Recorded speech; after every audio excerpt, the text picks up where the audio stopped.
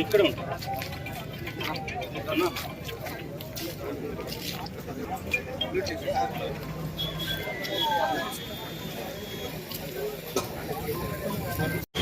ఈరోజు కర్నూలు జిల్లాలో రాష్ట్రంలోనే చాలా దుర్మార్గమైనటువంటి అత్యంత పెద్ద ప్రమాద ఘటన అనేటువంటి జరిగింది. దీనికి కేంద్ర ప్రభుత్వం రాష్ట్ర ప్రభుత్వం బాధ్యత తీసుకోవాలని చెప్పేసి మేము కోరుతా ఉన్నాం. ఎందుకంటే మార్గాలన్నింటినీ ప్రైవేట్ పరం చేస్తూ ఉంది.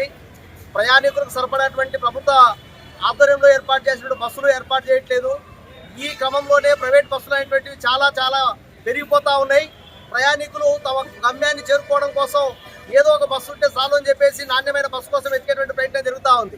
అయితే ఈ క్రమంలోనే చాలా ప్రైవేట్ బస్సులు నాణ్యత లేకపోయినా, పర్మిట్ లేకపోయినా దాన్ని సంపూర్ణంగా పరిశీలన చేయకోకుండానే వదిలిపెట్టడం ద్వారా చాలా చోట్ల ప్రమాదాలకు కారణమవుతా ఉన్నాయి.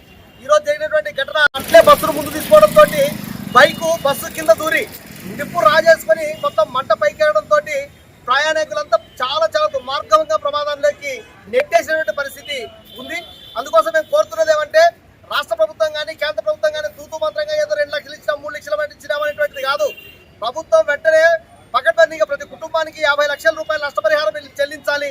అదేవిధంగా హాస్పిటల్లో చికిత్స పొందుతున్నటువంటి వాళ్ళకి 25 లక్షల చొప్పున ఆ రకంగా చెల్లించి వాళ్ళకు బాధ్యతగా రక్షణ కల్పించాల్సిన బాధ్యత వాళ్ళదే. మెరుగైన వైద్యాన్ని కల్పించాలని చెప్పేసి మేము కోరుతా ఉన్నాం. కాబట్టి ఇలాంటి ప్రమాదాలు జరగకోకుండా రానున్న కాలంలో మేజర్ ఏదైతే సేఫ్టీ మెజర్మెంట్స్ ఏవైతే ఉన్నాయో వాటిని పాటించే విధంగా చర్యలు తీసుకోవాలి. డ్రైవర్లు కూడా దాదాపు 610 కిలోమీటర్లు పోయేదానికి ఒక డ్రైవర్ మాత్రమే ఉంటాడు. ఎనక్కునేటువంటిది క్లీనర్ పెట్టుకున్నా కూడా ఆయనే డ్రైవర్ అని చెప్పేటువంటి ప్రైవేట్ బస్సులు వాళ్ళ జనరల్ గా చెప్పేటువంటి ప్రయత్నం జరుగుతూ ఉంది.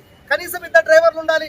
ఉదయం పూట రాత్రి పూట నడిపే సందర్భంగా మార్చుకొని నడిపితే ఆ రకంగా కూడా ఎక్కడైనా మధ్యన యాక్సిడెంట్ అయినా లేకపోతే గాలి పోయినా లేకపోతే చిన్న ప్రమాదం జరిగినా కూడా ఒక్కడు ప్రయాణికులందరినీ ఇబ్బంది పెట్టి మరి మనం చాలా సందర్భాల్లో చూస్తూ ఉంటాం. అందుకోసం అట్లా జరగకుండా కనీసం 2 డ్రైవర్లు ఉండాలి. సేఫ్టీ మెజర్మెంట్స్ ఉన్నాయా లేదా చూసుకోవాలి. అదేవిధంగా రెగ్యులర్ చెకప్ ఉండాలి.